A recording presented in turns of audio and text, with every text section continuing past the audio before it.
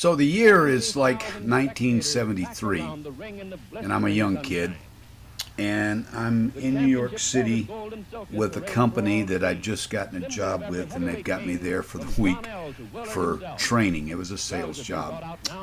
And I had been a big fan of Jack Dempsey, so I looked up the address of his restaurant. It was on Broadway, and he was still alive in 1973. In fact, I think he lived until 1983. So I went over to his restaurant, and the great boxing champion was sitting at his restaurant with his wife and another gentleman. And I went over and approached the table, and they invited me to sit down, and I sat there and talked with Dempsey for 20 or 30 minutes. In those days, you could pay $5, and someone in this restaurant, a cameraman, would take a picture of you with him, and then they would mail it to you after it was developed.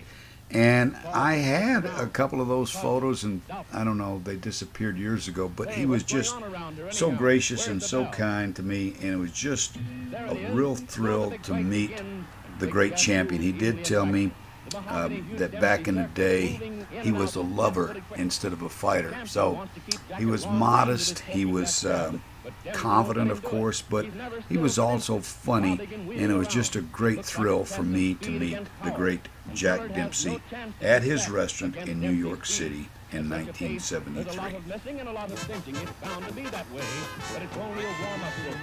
Each is trying to figure out the other's defense, to open him up, to nail him with a punch. The challenger crowd keeps on crowding. The instant he's in the open, he moves back again. His left whips in tirelessly and often. The close misser saves Willard. Dempsey hasn't the range yet. Jeff holds whenever he can, but that's Jack's meat. Nobody's strong enough to tie him up for long. Trying to hit him is like trying to hit a sunbeam that moves away. Dempsey's hands are in motion all the time. Willard tries to block with gloves and forearms and elbows, but he's compelled constantly to retreat. What else can he do against the endlessly moving little man? When you're going away, you can't do much damage yourself. A champion is supposed to make the fight. Try as he will, it's far beyond Big Jack.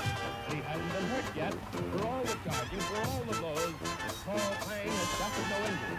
He's clever, knows how to handle himself, and in spite of his great size, he moves around quickly and gracefully. No, the little man won't get him.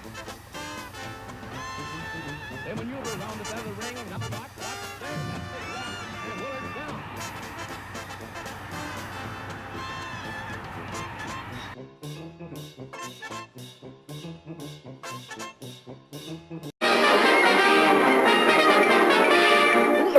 That's all, folks.